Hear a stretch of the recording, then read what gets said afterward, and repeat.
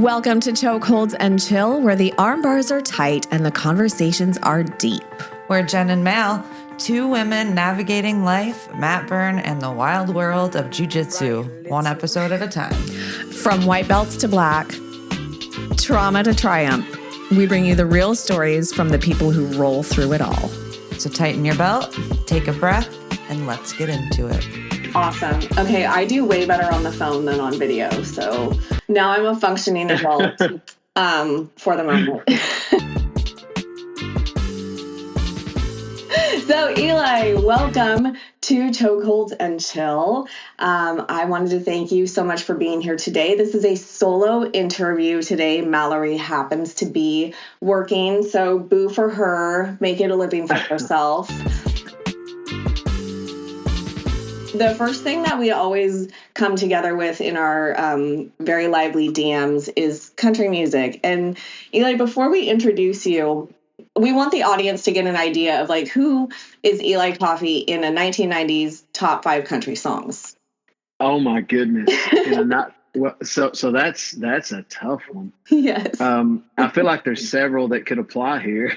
The one I tend to share a lot of Shenandoah on my story. I don't know why, but I remember being a kid and the song 2 Dozen Roses.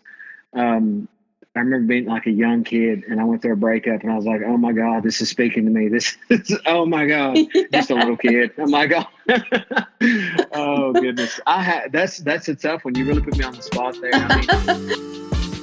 Just for reference, can you tell me roughly how old you are today? So I will be 40 on the 12th of next month. Okay, we are like 8 years apart. And I know I was in high school when that song came out. So I think I had like the greatest hits CD or something. Yes. And but yeah. So you it was were like loving on the ladies. Yeah. Loving on the ladies in the middle school, grade school era. Oh yeah, who knows? Okay, well, for everybody who's very confused about who we're talking about today, this is my and everybody else who is really doing the damn thing right. Strength and conditioning coach and trainer. This is Mr. Eli Coffey. So Eli, thank you so much for coming on today. Thank you for having me. I appreciate it. Can you tell us a little bit about what you do, but mostly who you are? Yeah, absolutely. So I'm an online coach and I work with people to help optimize their strength training, their nutrition, and I take even a deeper dive into everything. I help oversee their blood work, make sure that everything is optimal. I work with various optimization clinics to make sure those are optimal. And then I use their diet, nutrition, supplementation to help both meet those health markers and help improve their performance. I oversee all their strength training. And then for my athletes, I oversee their weight cuts as far as water cutting or making weight, and then the rehydration after. So it's very in-depth. Everything from, with my jiu-jitsu clients, everything from their training every day, their nutrition every day, all the way into how we adjust with water, nutrition, supplementation, everything into a competition. And then even afterward, the rehydration going into it, making sure that they're on point and able to perform well. And there is a big difference in, cutting going into a bodybuilding show where aesthetics is the key, as opposed to like with jiu-jitsu, grappling, fighting, where performance is the thing. You can look however, but if you can't perform, then that's not the idea. So on the bodybuilding stage, you can look great, and if you feel terrible, that's okay. As long as you can pose, it's not a problem. But you certainly don't want to be feeling that way whenever you're about to grapple someone at your skill level and your weight class and so on. So yeah, that's sure. But for me, I got involved in martial arts when I was probably about 18 or 18, and then trained for several years in various different martial arts, MMA, kickboxing, some jiu-jitsu, little judo, so on. And then got more involved, had some injuries and joint issues. I was diagnosed with degenerative joint disease and osteoarthritis when I was very young. I hadn't even got my license yet, so I was in my early teens when I was diagnosed with that. Um, but so everything that I had done was kind of with that in the background. And then over years and years, learning how to, eat in a way that would keep inflammation down and train in a way that would preserve my joints, but yet allow me to, continue to train and do the bodybuilding, do the muscle model stuff, do the powerlifting. That's really carried over into, training with competitive grapplers and competitive fighters where we are practicing things that can be detrimental to our joints already.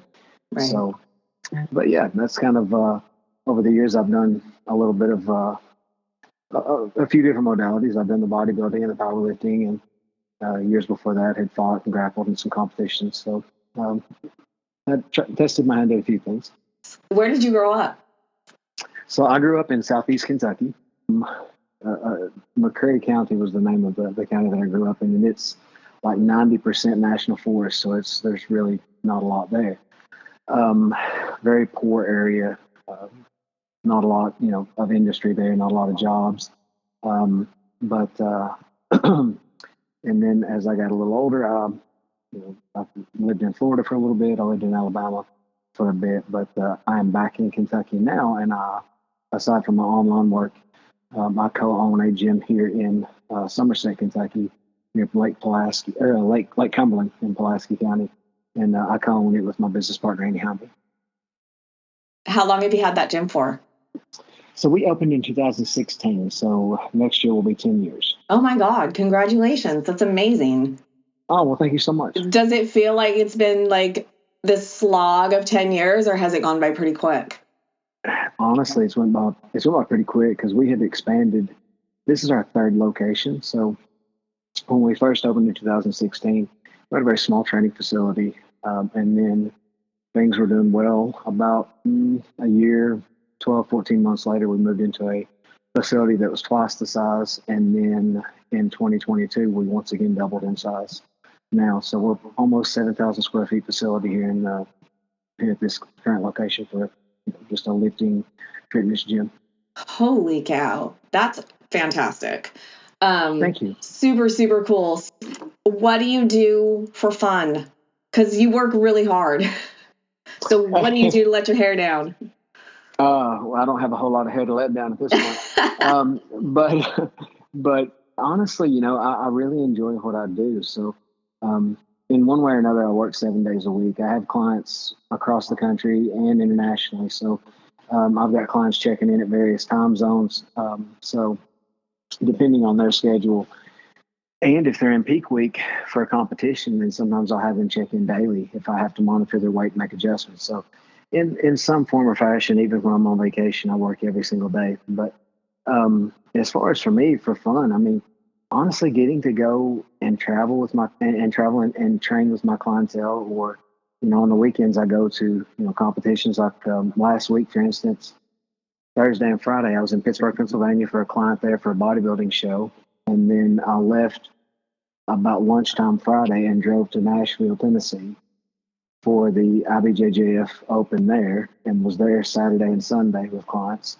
And then between shows and stuff, I'll go work out and do whatever. But I mean, I enjoy that. Aside from that, I mean, if I get some time on the weekend, I'm definitely going to go eat sushi. That's kind of my thing. So, right. Yeah, that's what I look forward to. So, but no, it's pretty simple. I mean, I like to pick up heavy things and I like to train. So, that's fun for me. And then just, get to see my clients and train, spend some time with my friends and family here and there. So, yeah, I kind of do the same stuff every week. It's not nothing too crazy. It's just a good special focus, right? It is, and I really enjoy what I do, so it doesn't feel like work. Like, right. I know everybody's like, you work all the time and you travel here and you go there and stuff. It's like, yeah, but like I'm having a good time doing this. Like, I get to be alongside people while they're experiencing some of the best moments. Getting to that stage, getting to compete in a grappling competition or making weight or whatever the case is. And I get to experience that with them. So it's very, very rewarding on my part. I really appreciate getting to be in those moments. That's such an interesting way to put it too, because like on our side of things, we're like, stressed and like trying so hard, and like the weight feels like it's never going to come off, and that last half a pound is hanging on no matter how, like, what you do. And of course it always works out if we listen to you, but it's like, yeah, it is like a huge rewarding moment when you like hit the mark, but you're over there, you know, kind of like our cheerleader and like a really good support system too. And I just really appreciate that too as a client, as being like, I know whatever's going on, I can be like, hey, like, this is a really bad day today. Like, I can't get on the scale or whatever. And you're like, fine, it'll be okay. Like, Yeah.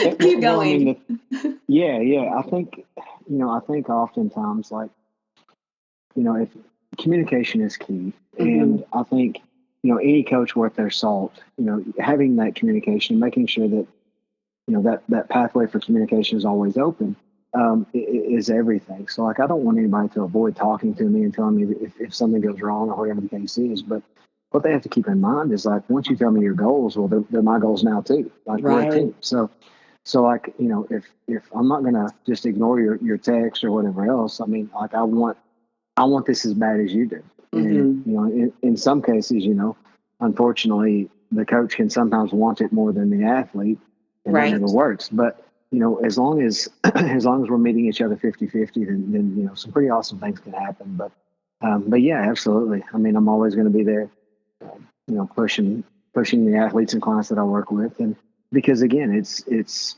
I know how all those things feel, and for me, even down to just improving aesthetically. I remember the first time I got abs, and I'd wake up and look every day to make sure they weren't gone. Right.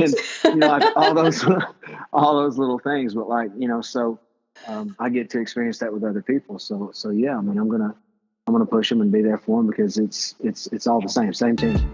Yeah. Okay, so I think that the prime example is when I first started with you, I would have been afraid for this check-in, but my most recent check-in, it went really well for me on Saturday, and then not so much after that. So I told you in my email, we had like a big thing for the fights. I had like 20 people over at my house. So I made 24 cookies. They should have been gone. And they were the best batch I've ever made in my life. And I'm not lying or exaggerating. They were so fucking good, because you have to try it before you feed people. You can't feed people poison. And I passed that bowl around. I walked it around to everybody, and I still ended up eating 4 accidentally somehow. But total accident. It was a total accident. I did account for other carbs. Right. Like, I didn't have as much rice. But yeah, so I would have been really afraid to do that. And now that I understand how this works a little bit better, I was like, I gotta spill all the beans so that we can get ahead of this, because like, right, yeah. But you handled it like a champ. You laughed with me and then told me I don't get a refeed this week because I was naughty. Well, so with all that, a lot of times, like, if we're between competitions or we don't have to make weight, then if something like that were to happen, that essentially was kind of, in essence, your refeed. Like, your weight wasn't down, so we weren't depleted. I think sometimes people confuse, like, a big cheat meal as a refeed or as a reward or whatever. And it's like, if we're actually cutting, the refeed serves a scientific purpose. Like, we're backloading carbohydrates, we're backloading glycogen is what we're doing. So, but the carbs in those cookies allowed you to essentially replenish glycogen and backload. So that worked out okay. But with that being said, like, if we're in prep for if we're weight cut or whatever, then obviously that's a bigger deal. If not, then it just simply kind of pushes you out a week. So I think a lot of times people, if whenever it's a lifestyle client and they're just trying to get in better shape and they're trying to get in better health, if they have a bad week, well, then we just kind of, if it's a terrible week, you can set yourself back a few weeks. But if they make a few mistakes, then, essentially we're not missing some deadline because we don't have a deadline. Sure. But they just kind of get set back a week. If we're in prep for a competition or for to make weight or something, then sometimes that can get, that can be a little more sketchy, because then we got to really work to make it up. But ideally, whenever somebody checks in, everything I know before I ask. Like once I look at the pictures and I look at the weight and I read the feedback, I mean, I've done this for so long, like I already know. So, but with that, the idea is not for me to get information to beat you up. That's not my goal whatsoever. Right. The goal is for me to get information to both guide you correctly, and then two, use anything for teaching opportunities. Like, if something's going on, instead of somebody saying, well, I don't want to tell them that, I made a mistake or whatever. Well, then I can't help you with it, and I can't help you avoid those mistakes moving forward. Mm-hmm. And it could be very simple, or it could be something that we may need to look more in depth at to help you better. But either way, it's transparency, from the client allows me to be, to serve them even better and take care of them better. And it affords more teaching options or more teaching opportunities. Mm-hmm. And also things can be catered a lot more specifically for them and to help them. But yeah, my goal is not to beat anybody up, but it's just a matter of, both holding them accountable, teaching them ways to go about things, and then also helping them learn to live a lifestyle that they can, maintain their weight, maintain their health, and so on once we get to a point. Yeah. And like, totally to be clear, you did not beat me up in the email, but I should have beat myself up. So, yeah. So with all of that said too, like this was my first program like this. I had done other programs before that were like more focused on jiu-jitsu and specific lifting exercises geared towards jiu-jitsu. And it was all based leading up to specific just competing and grappling. So Sure. When I came to you, I had gone to Costa Rica to the hero camps down there with our mutual friend Chewy, and he Yep. had he was talking to one of the guys down there who had hired you, and I had seen this gentleman before, and then when I came back I was like, oh, whatever he's doing I want, because like this person had a huge transformation, and then my husband hired you after that. And then he did it, and I was like, okay, I still want in. So he's like, yes, let's do it. And the first time I did it, I struggled so hard with sending like bikini photos, putting myself on the scale daily. Like I have a history of eating disorder that we've discussed, and the large amount of food that I had to eat, because not only was I thinking that I was like really good with this eating disorder and I had no more problems with it, I was also just snacking like a boss and like grazing 24/7. Sure. So I did not know how to eat. What are some of the most common things that athletes come up against, and how do you pivot in that? Like, so as far as something to consider, I have people say, well, what kind of exercises can I do to get better at jiu-jitsu? What kind of exercises can I do to, mimic jiu-jitsu and so on? And we never want to mimic, a movement from a sport that requires dynamic movement with something that is going to be a strength type movement, because what's going to happen is you're going to change the mechanics. Like, think of it like this. Let's say that you're wanting to get better at shooting 3-pointers, but for some reason, like you're having trouble getting the ball to the rim. You don't have the strength to really get the ball to the rim. So we want to get stronger at that. So we give you a bowling ball and we have you start throwing that bowling ball toward the rim. Well, chances are you're going to have to just shot put that darn thing, and you're going to entirely change the mechanics of that. You're no longer going to have a jump shot. You're going to have a shot put. right. And that's something to consider too when it comes to jiu-jitsu type movements, these dynamic movements that require you to move fluidly and so on. You'll begin to change the mechanics of it because you're trying to, lift weights through that movement or something, where you would be better benefited by just training the body as a whole and tying everything together. So what I notice a lot of times with jiu-jitsu athletes and combat sports athletes in general is the first thing that I notice is their back will be always in some flexion, and their shoulders will be protracted. Yeah. And you'll notice, and what I'm talking about is like their back will be rounded and their shoulders will be forward, almost like your palms are facing behind you.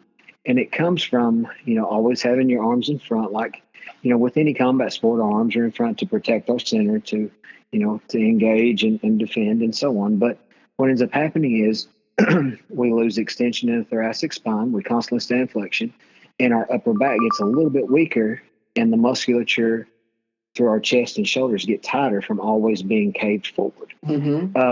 So those are one of the first things that I begin to address, and help try to open that up, strengthen that upper back, open the chest, try to regain some flexion and extension in that thoracic spine. But that's the thing that we want to avoid, is trying to mimic jiu-jitsu movements with strength training, because it's like, well, that's already led us down this path. So we want to try to balance things out as best we can. But as far as like typical things I see with diet is, I think sometimes people, like you said there, they don't understand how much food they're eating when they tend to graze. Like, yeah, you go to a get together, go to a party, and every time you pass the snack table, you'll grab a handful of Chex Mix, or you'll grab a handful of nuts or whatever.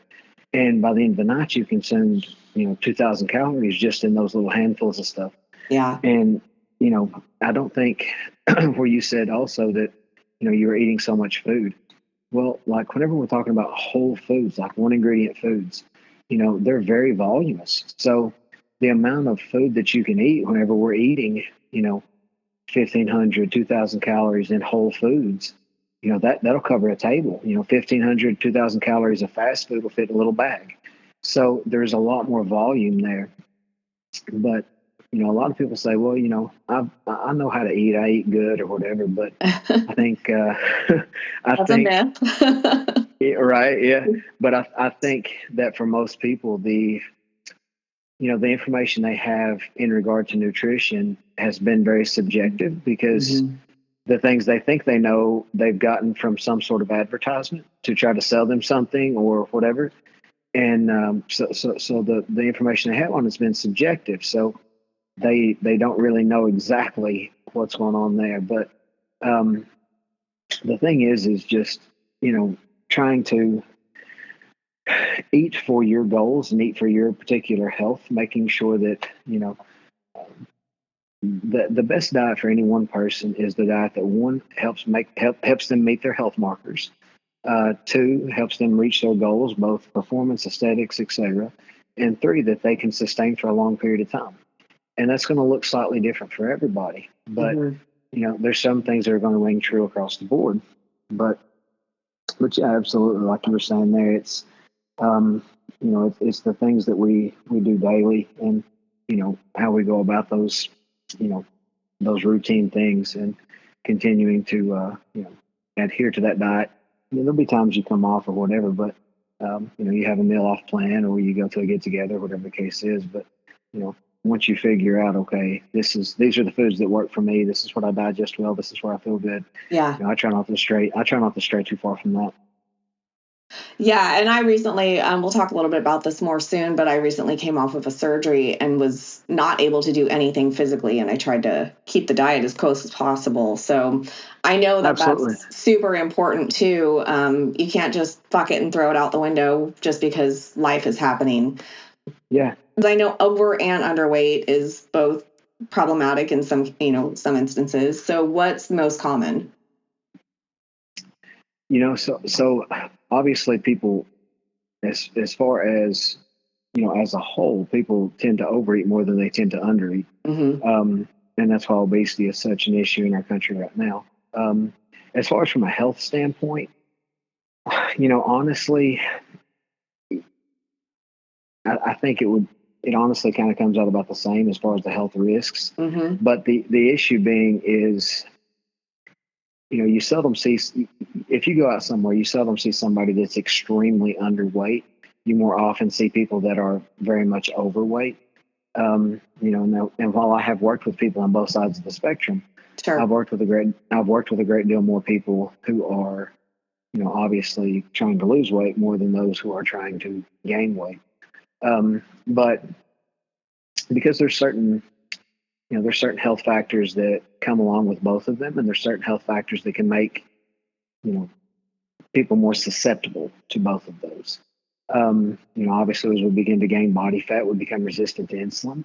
And in that case, that's where we become, hyperglycemic, type 2 diabetic, etc. And then from there, there's obvious cardiac issues and so on.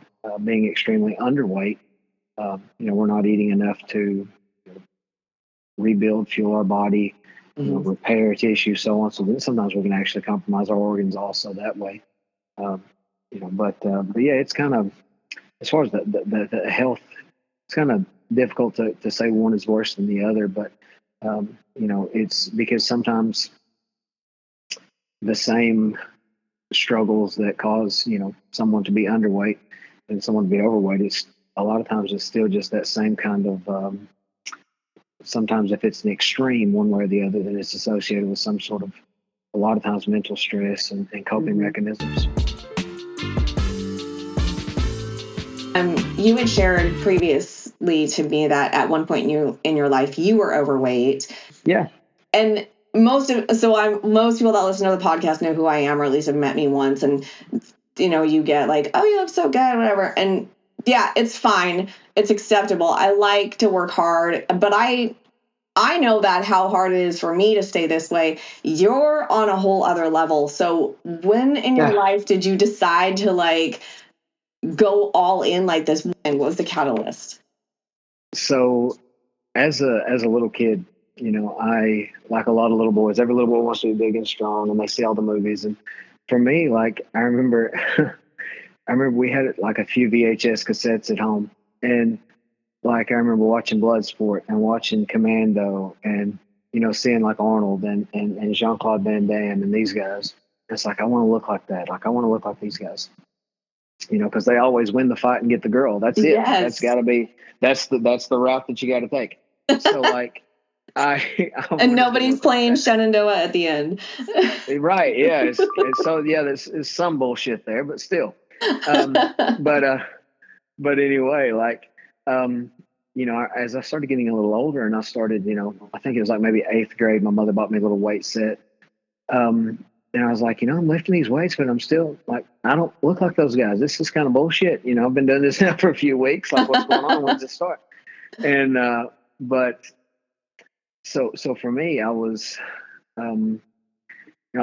heavier as a kid. I had a pretty rough childhood, and, several things led to, just a rough situation that I was in. But, I didn't know anything about nutrition. I didn't know anything about dieting. I mean, I grew up in, rural Appalachia and no internet. And, so, I mean, like, you had access to nothing, and no one around here. Yeah. No one around here even considered that, like, no one knew what it was or anything. So for me, I thought, well, I'm getting stronger. And then as a kid, like, I began to have, pretty good strength. So it became apparent to me that I was naturally stronger than most. And so I thought, okay, well, maybe I've got the genetics to be stronger, just not be leaner and look like, a fitness model or a bodybuilder or something. And then, as I got older and I started training more and so on, and I began to just try and, adjust my diet as best as I knew at the time. And then I started getting a little leaner, and I was like, oh, okay, and so then continued. And I would have to say I was probably in my mid-20s before I had abs. Like, it's a process. Yeah. So like for me, like I had to begin to understand that. And then, so I would have been, I guess, 28 when I did my first bodybuilding show. So it was 2014. Yeah. So, and then, things got a little more serious, and then that led to various other things, just continued to educate myself and further myself, and then, continue to try to stay in pretty good shape, even in my off seasons, between shows. And then that led to different wins in men's physique and overall wins, and, placing in the North Americas, and then winning Mr. Boston as a WBFF pro muscle model and qualifying for worlds and multiple other things. So, but yeah, so for me, it's actually, the aesthetics are kind of a byproduct, and that's great. Everyone wants to feel good, because, when you look good, you feel good, or at least when you think you look good, you feel good. So everyone wants to look better. But for me, it's also, if I stay a bit leaner, I don't have the inflammation issues with my joints. Yeah.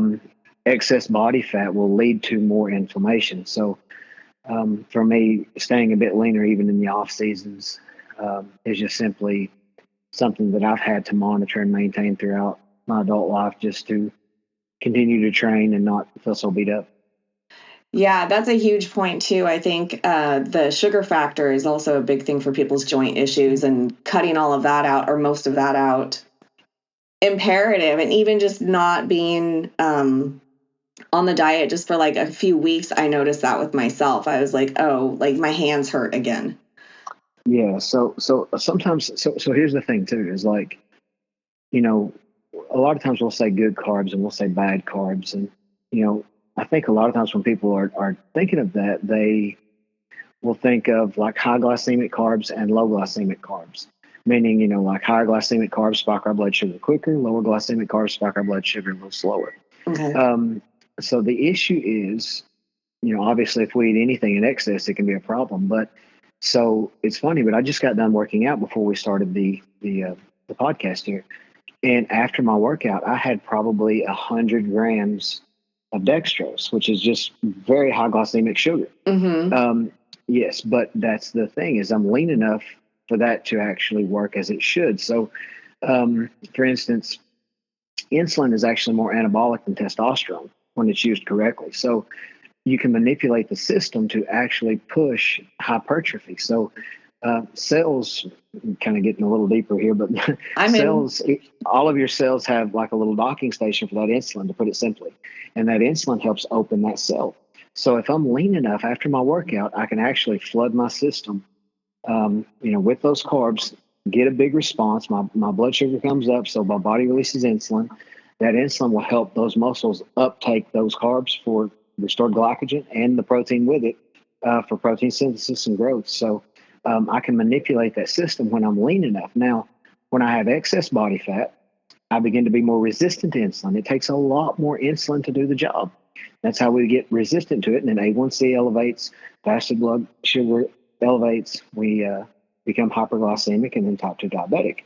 But when you're lean enough and you time that around a workout, or you time that during your workout, even like having dextrose during your grappling sessions to keep your blood sugar up, Right. Having, you know, those fast carbs between your matches or during your matches or whatever else, you know, all that can be used as tools. But now, if I'm just sitting at home and I'm watching TV and I'm eating sugar and I'm having desserts and everything else, well, then, yeah, my body's not going to respond the same way. It doesn't have anywhere to put it. It doesn't need it. So, Yes.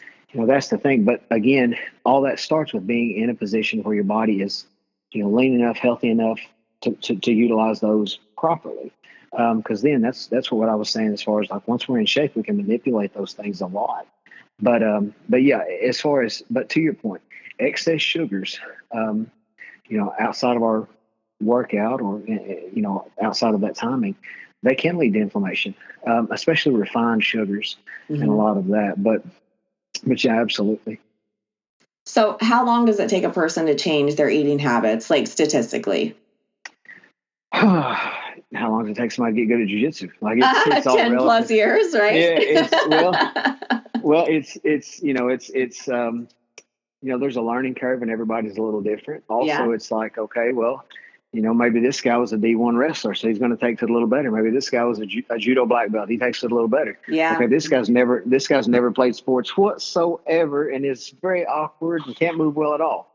You know, so you've got so many different things. But, you know, it's, as far as for somebody to correct their eating habits, you know, it's difficult to say as a blanket statement, not knowing what all they've dealt with, because, you know, sometimes people have, you know, a certain trauma that food can be comfort, you know, so then sometimes it can even, I've had clients that I've suggested do therapy.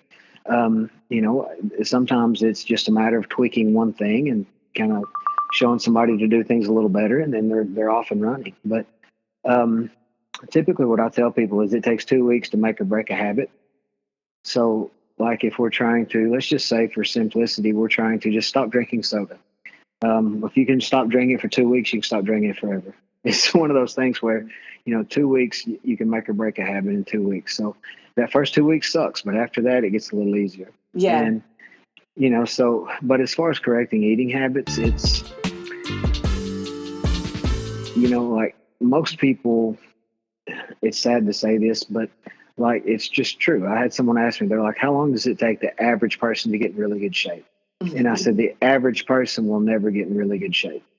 Yes. You get what I'm saying? Like, I don't say that Yes. insultingly. No, that's true. But what I mean is, it's like, well, how long would it take the average person to get a black belt in jiu-jitsu? The average person will never get a black belt in jiu-jitsu. Yeah. You've got to, it requires more of you than the average person is willing to give.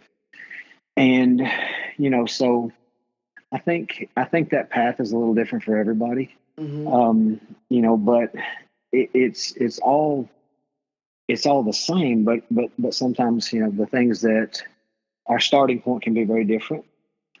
The path that we have to take for some can be a bit more difficult because of, health issues or life in general. But it all starts with just simply making conscious decisions with what you do daily. Until you change the things you do daily, nothing else changes. It's so great. It's like things that we all know, right? We've heard all of these things forever, but until you start doing it and you're like, oh yeah, no, he's right. This is this is how it does work. So I just restarted your program. I think this is my third time through. Yeah. Yes. And this time it's different. So you and I had spoke a little bit. I had implant surgery.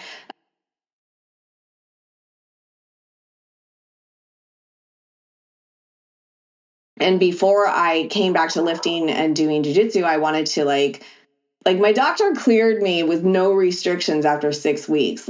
Just go off, do whatever you want to do. He also knew that I grapple and I do jiu-jitsu and that I do it hard and that I'm lifting. And so he's like, yep, you're fine.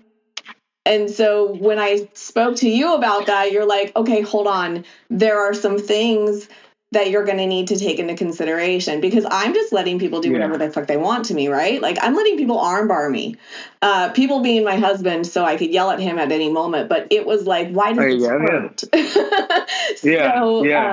And I know that there's, in your field too, there's lots of implants. Men and women are getting breast pack implants, whatever. So when you're coming back from an enhancement surgery on your chest, you had a whole different set of rules than my doctor ever even, he literally mentioned nothing. So what do you say to those people? Yeah. So, what you have to consider is, with an implant, obviously we can go over the muscle or under the muscle. It's more common to see under the muscle. But you're having to stretch the tissue there, that muscular tissue in the chest, to actually now, be able to accommodate an implant.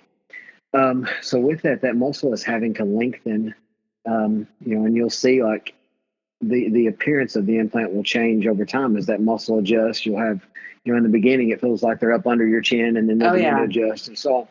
But with that being said, you have to keep in consideration, okay, well, it's like we talked about earlier. If, somebody is really tight on the anterior side through their chest or shoulders, it can cause protraction in the shoulders. It can cause issues with the upper back and neck, etc. So you got to think, well, we've just pulled those muscles super tight. So being sure and trying to, as you can, as your body allows, as pain tolerance allows, and so on. And after you've healed enough to do so, beginning to try and open that chest and stretch, getting the arms overhead, getting the elbows behind your center line, and getting back to those end ranges, because, most injuries happen at end ranges, whenever, that's why you feel the weakest at end ranges. You feel the weakest at the bottom of a squat. That's when those muscles are lengthened the most, your quads, your glutes, all those are lengthened the most when you have the most flexion. And same with bench press. You feel the weakest at the bottom when you have the most flexion in your elbows and your shoulders. So as that arm comes back, say someone pins my arm to the ground and those pecs are really tight, then I run the risk of straining that muscle, possibly tearing something.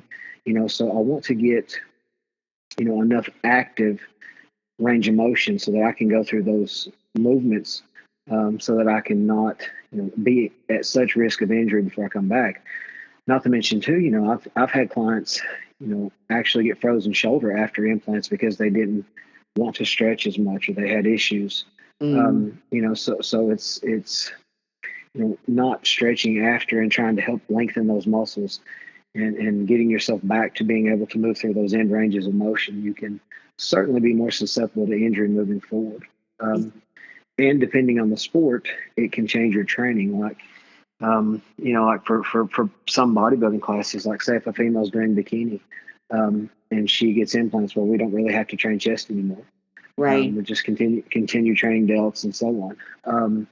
If she's a jiu-jitsu athlete, then we would still bring in some chest, but just simply from both a practical standpoint with the movements, but also and even then probably emphasizing more of the upper origins and insertions, but mainly trying to heal and honestly keep risk of injury at bay. Mm-hmm. And I think for me, the exercise that I have felt the most like, oh, this is what I really need to be doing is like the rope tricep extensions that are actually working those like upper abs, like under the low pec. When I'm like, Okay. I don't know, like you obviously don't know what this feels like, but like when I'm doing tricep extensions, it's pulling like all the way, like my little ribs are like searing. So, but that's like clearly there's no strength there. Nothing's happening there right now. Yeah. So whenever if you're doing rope extensions and you're beginning to feel the abs contract, sometimes that can be a few things. One, if the weight is excessive, then you're having to crunch to keep yourself from like opening up. So you're having to crunch and hold your abs tight. So the weight could be a little heavy, or it may be the fact too that the abs are a little bit weaker because maybe the time off from your surgery. So something you might not have felt before, now you might feel a bit more because maybe you've had a little bit of atrophy there, or you've lost work capacity. Something and that's where my incision is too. It's on the bottom. Exactly. Yep. Under. So another option too would be to, instead of standing facing the pulley, you can stand with your back to the bar, walk your feet out in front of you a little bit, and then just keep your back flat to the bar, and then extend slightly forward. Okay. And that'll actually take your core out of the equation, and you won't have to worry about that as much. Okay. Cool. Thank you. I was in Costa Rica last. Master Ken gave a cameo to our friend Chewy, and you said something very funny that it's his uncle, and to look at it. It is his uncle. Okay, well, when I asked, he crickets to me. Chewy did not. Yes. Chewy did. No. Look at him. You can't tell me those two aren't related. I ain't having it. I don't believe it for 1 minute. There's some, no, they can somehow. No, you can't tell me. Somebody in Kentucky is related. Yeah. Back up. So yeah, they're related. Quote, related. I don't think Chewy thinks I'm as funny as I think I am. So, he probably has to hear all this shit from me so much that he was probably thinking he was going to get a break from it, and then all of a sudden it pops up somewhere else, and he's just like, son of a bitch. It's following me everywhere. It's probably true because he does get razzed quite a bit at this camp. Poor Chewy can't get away from anybody. He's known them all too long. Chewy helps you a lot with jiu-jitsu currently, right? You're taking some lessons from him, and you guys do a lot of things together. Yeah, so Chewy is genuinely one of my closest friends. I think the world of the dude. He is awesome. Yeah. But yeah, he is my jiu-jitsu coach, and so I train with him a lot one-on-one, but then I also train in the classes there at Derby City. Yeah. In Louisville. But yeah, he and I we co-authored the Swollen Roll book with programming the strength training for grapplers and going over a lot of the principles that I discussed earlier and so on. But and that's still available also if anyone's interested in that. But Chewy's personal website will have a link to it. Okay. Yeah. So, but anyway, there's some other things right now that we're working on that we're kind of in the process on that'll be, I think, very beneficial to a lot of people, especially inside the jiu-jitsu world. So, but yeah, man, he and I have, worked on a lot of different things. I've been on his podcast a few times, and then I've coached him now for more than a few years. So. Yeah, he's a good guy. So how long have you been training jiu-jitsu overall? So when I was probably 18 or so, I got involved with combat jiu-jitsu, which is kind of like MMA and a gi. Yeah. And there's a lot of So it's kind of a blend of, jiu-jitsu, judo, striking, so on. And I did that for a period of time, and I did some grappling comps and some fights and so on. And then had an ACL sever during a fight. Mhm. And then, or actually, I tore my hamstring in the fight, and I was able to finish. And then training shortly after, I severed my ACL. So that kind of put me out for a bit, and I had ACL replacement, and then started trying to lift to kind of get back in shape and build back some of the muscle that I had lost. And, started kind of liking the working out and stuff. And then had a lot of things happen in life that kind of led me in that direction a bit for a while. So I started getting back involved with jiu-jitsu and martial arts probably maybe 2019 or so. And at the time, my shoulders had already gotten pretty bad. And like, I really didn't have a lot of range of motion. So like, I couldn't get my hands to the floor, overhead, or to the side or anything. Oh, that's difficult. Yeah. I had to be very mindful of my training. So, but I would go down to Knoxville, Tennessee, and work with Laban Probst in the Lucas Lepre affiliate. So, super great guy. And I seen him over the weekend in Nashville. But and then began working with Chewy. I'd done a bodybuilding show there, and I got, they're in the last stages of prep. You get so dry, you can't risk injury. So took a little bit of time away from training there to finish up. And then I went on and won Mr. Boston that year. And then shortly after, I guess it would have been maybe 2021 or 2021 or something. A friend of mine, Tom DeBlas, had made a post, and he had tagged me, and Chewy had seen it. And Chewy had messaged me about coaching, and we kind of discussed everything. And I started working with Chewy, and things that went well. I helped him with the Pan Am Games where he won, and then the Worlds where he won. And then we started talking about maybe some training some. So I started training with him. So I think maybe I've trained with him since maybe December of 21 or January of 22, something like that. And then I kind of had to take most of the year off for 23 because I had both shoulders replaced. Oh, that's so right. I was pretty much out that entire year. So, but yeah, I've been training with him now for a bit, and I coach him, and then a lot of his team, and then a lot of other jiu-jitsu athletes across the country and several internationally as well. Scene, and I see your posts all the time. You're showing up, you're doing a lot of the jiu-jitsu competitions and offering some prize money with that, which is pretty unheard of in the jiu-jitsu world for amateurs, especially in just jiu-jitsu grappling. So thank you for doing that, because it's pretty cool to have that opportunity as somebody who has to pay to play most of the time. Does bodybuilding have cash prizes for amateurs?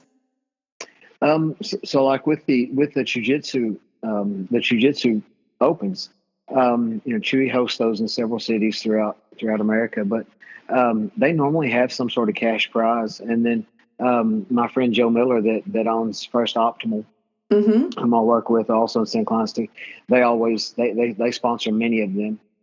So they normally do have a cash prize for a lot of the amateurs for the open divisions. The open classes, absolutes. But with bodybuilding, sometimes with amateurs, they don't a lot of times have a cash prize, but sometimes they'll have, obviously like bundles from sponsors and so on. But sometimes they'll actually pay for your entry in a national show. Oh, that's nice. Like sometimes you'll have them do that. So like say you win a regional show that's a national qualifier. Well, sometimes they'll, as a prize, they'll pay for your entry into a national show since you've qualified. So like when you won Mr. Boston, you could have had somebody say, we'll pay for your national entry. No, that was a different organization. So okay. So with it, like I didn't have to do a national show. Like with it, so whenever I was in men's physique, that's NPC, and NPC is the feeder organization for IFBB. Okay. Like that's like the road to the Mr. Olympia, so to speak. WBF is a cross between modeling and bodybuilding. So like each show is kind of its own entity, and then they decide like if you have what it takes to be a pro in their organization. Like if you do a show, so instead of like with NPC, you have to win a national qualifying show, then go to nationals, a national show, and then either win your class or place a certain way to get your pro status. With WBFF, there may be a show where nobody goes pro, or there may be a show where 2 or 3 people go pro. It's all based on if they feel like you have the look and the if you look like what so but anyway, I went up there and I wanted to try the organization, so I did. I won the overall champion of the show and was awarded pro status as a muscle model, and then qualified to do their world show, which is kind of like their Olympia. And then was going to do that the following year, but it got canceled due to COVID, so I didn't get a chance to do that. Yeah, so. That's frustrating. But I used to choreograph for years and years, and there was like a phase, like an era where I had all of these women that were coming in. This is like late 90s, and they all needed choreography for like Miss Fitness competitions. Yeah. So I used to like be like, okay, like how, like give me your stuff. What do you have to show? What do you have to do? And they'd give me a list of stuff that they had to include. And that was my job for a long time, was just making these ladies look like they were dancers on that stage. Yeah, that's awesome. It was super fun, but they were always like in such good shape. And thankfully I was dancing, but I was like, I'm having to do like push-ups with like a split, like one leg over my shoulder in front. And like, yeah, exactly. And like, and it was like, I could do it at that point in time. And God, I could never do it now. But that kind of stuff was so crazy to see, like these women were out there just not only looking great, but also like doing super cool stuff with their bodies. So yeah. The fitness class is pretty impressive. Yeah, it's super fun to work with too. So we are running a little low on time here. I want to ask you one more super important question before we hit some rapid fire. What is the one takeaway that you would offer kids in middle and high school that are just seeing the weight room for the first time and learning how to feel their bodies and get stronger? Honestly, just that the secret that nobody wants to tell you or talk to you about is consistency. Like this takes a long time, whether it be, anything that is, when it comes to bodybuilding, when it comes to jiu-jitsu, all these things, it's like building a mountain one layer of paint at a time. Like progress is incremental at best. And, the sooner you get started, starting at a young age, obviously that gives you more time in, and, so you're off to a great start already. Just keep doing what you're doing, and listen to people that, have been there. If you've got the option to hire a coach, it will greatly expedite your progress. Taking it from somebody who tried it for a long time without a coach. Once I began to, as a younger man, work with people that knew more than me, and still I have coaches with jiu-jitsu, with, business, etc. So like, it's one of those things where, you can certainly learn, at a much more rapid rate instead of trying to, go through trial and error. But, that's the thing, is stay healthy, don't do dumb stuff. And just be consistent. Just, pay attention, do the routine things routinely, be consistent, and you'll get there. It just takes time. Excellent. All right, we're going to jump into some country music rapid fires. Oh boy. I don't think they're as hard as the first question. Okay. What is the best country concert you've ever been to? I've not been to a lot of concerts. Oh my gosh. I seen Chris Stapleton in concert at the Nashville. It was not too bad. That may be the only country concert that I've been to, I think. Oh man. Maybe so. Yeah, it wasn't a bad one. What's your bucket list show? Oh gosh, I don't know. I was supposed to see the Rolling Stones like during 2020, but they got canceled because of COVID. I'm like, are you fucking kidding me, dude? Like, are you kidding me? Like all the drugs they did and you're worried about COVID? Get the fuck out of here. These guys are going to be fine. It's the people in the crowd, Eli. Come on now. Yeah, right. Well, yeah, I mean, dude, we may all drop dead, and Keith Richards still going to be up there. Keith Richards will still be playing. He's fine. Like, let's go. The man is pickled. Oh my God. Okay, what's your favorite band? Oh God, that's tough. Man, I really don't know. Like, so that's difficult because like it depends on what I'm doing. Like, man, I listen to all kinds of stuff. You might come in here one day and I might have on Pantera in the gym. I might have on Otis Redding. Yeah. You might walk in and Shenandoah might be playing. If it is, turn around, walk back out. Gotta help you.